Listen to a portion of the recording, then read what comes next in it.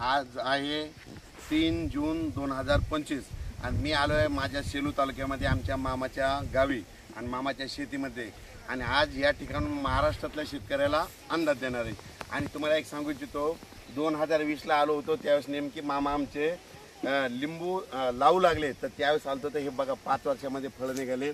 तर मी आता विचारलं तर किती एकर आहे तर 5 एकर आहे तर ते म्हणले मी विचारलं मग किती पैसे होते दरवर्षी तर त्यांनी सांगितलं कधी 11 लाख होते कधी 9 लाख होते कधी 12 लाख होते असं त्यांनी उत्पादन सांगितलं।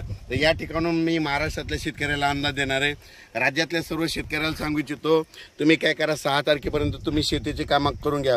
राज्यामध्ये 7, 8, 9, 10 त्या दरम्यान राज्यात भाग बदलत पाऊस पडणार आहे म्हणून हा अंदाज लक्षात येतात। पण राज्यातल्या सर्व शेतकऱ्याला सांगू इच्छितो की परत काय करा ही 7, 8, 9चा पाऊस पडल्याच्या नंतर 11, 12 आणि 13 3 दिवस उघड राहणार आहे। पण राज्यामध्ये मात्र 13 जून पासून ते 17 जून मुसळधार पाऊस पडणार आहे। ठिकठिकाणी अतिवृष्टी देखील होईल काही ठिकाणी पूर देखील परिस्थिती राहणार आहे म्हणून हा अंदाज लक्षात यायचा। म्हणजे 13 जून ते 17 जूनच्या दरम्यान राज्यात दररोज वेगवेगळ्या भागात मुसळधार पाऊस पडणार आहे म्हणून ही अंदाज लक्षात यायचा।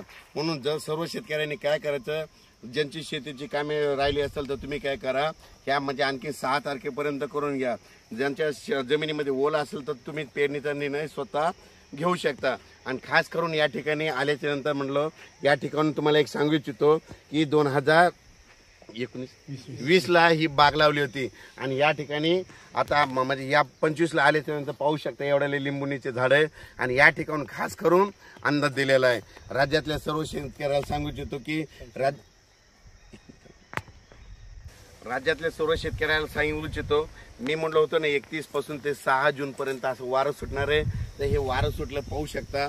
पण राज्यात तुम्हाला सांगतो आज आहे 3 जून म्हणजे आज 3 जूनला देखील महाराष्ट्रामध्ये तुरळक ठिकाणी पाऊस पडणार आहे म्हणजे एवढा काही पाऊस बंद होणारच नाही म्हणून हा अंदाज लक्षात घ्या। त्याच्यानंतर 4, 5, 6च्या दरम्यान नाशिककडे देखील थोडा पावसाला सुरुवात होणार आहे। पण राज्यात मात्र 6, 7, 8, 9च्या दरम्यान भाग बदलत जोराचा पाऊस पडणार आहे म्हणून हा अंदाज लक्षात घ्यायचा। पण राज्यात मात्र 13 तारखेपासून ते 18 जून पर्यंत राज्यात जोराचा पाऊस पडणार आहे म्हणून हा अंदाज लक्षात घ्यायचा। अचानक वातावरणात बदल झाला तर लगेच एक मेसेज दिला जाईल। धन्यवाद।